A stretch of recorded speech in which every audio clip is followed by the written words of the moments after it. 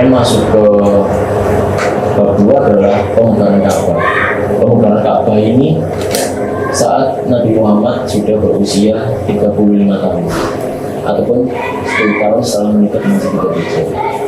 Kembali ke pembahasan awal tadi, bahwa Nabi Muhammad sejak remaja pernah mengikuti perang, pernah juga menyaksikan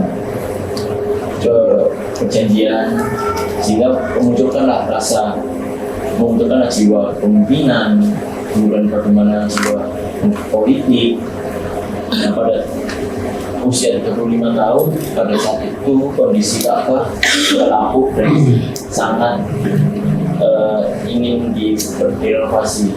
Dan Ka'bah sendiri untuk masyarakat Quraisy ini adalah hal yang sangat agung seperti itu.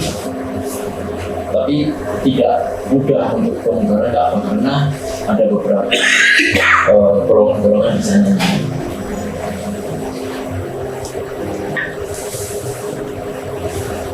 Nah, untuk pemugaran Ka'bah sendiri di sini disepakati bahwa dana yang digunakan adalah dana yang halal. Jadi menolak untuk biaya dari pelacuran, riba, dan hasil zolim terhadap orang lain.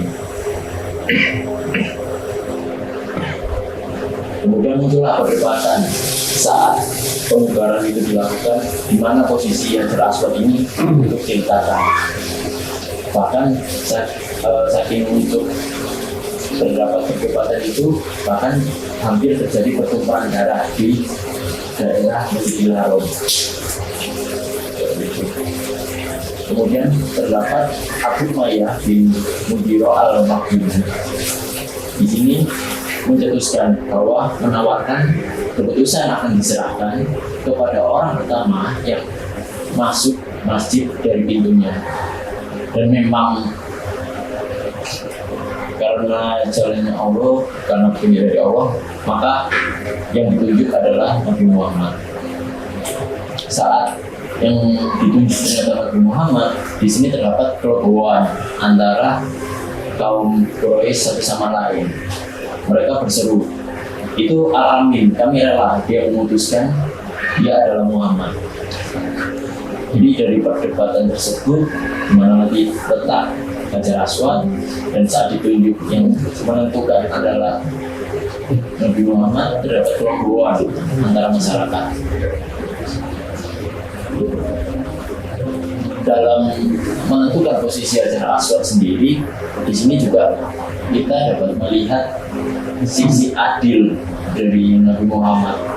Jadi Nabi Muhammad menentukan posisi Hajar Aswad yang sekarang ini adalah dengan cara mengambilkan selembar kain, kemudian Hajar Aswad diletakkan di tengah dan meminta setiap suku untuk mengangkat kain tersebut.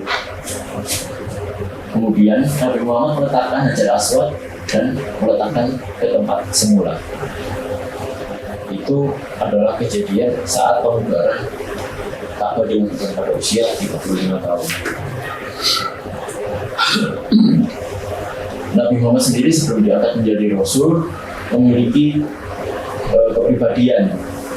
Pertama, yang kita ketahui tidak memakan daging dari hewan yang disembelih atas nama berhala. Kemudian adalah lebih suka menyendiri, mengamati kehidupan manusia dan alam. Kemudian suka bergaul dengan masyarakat yang berakhlak terpuji. Itu adalah kepribadian dari Nabi Muhammad yang dilakukan saat sebelum diangkat menjadi Rasul. Namun juga terdapat sebuah kisah menarik. Jadi Nabi Muhammad adalah suatu saat terdapat pernikahan bulan. Jadi kalau mungkin di sekarang ada biduan, nah sebutannya seperti itu.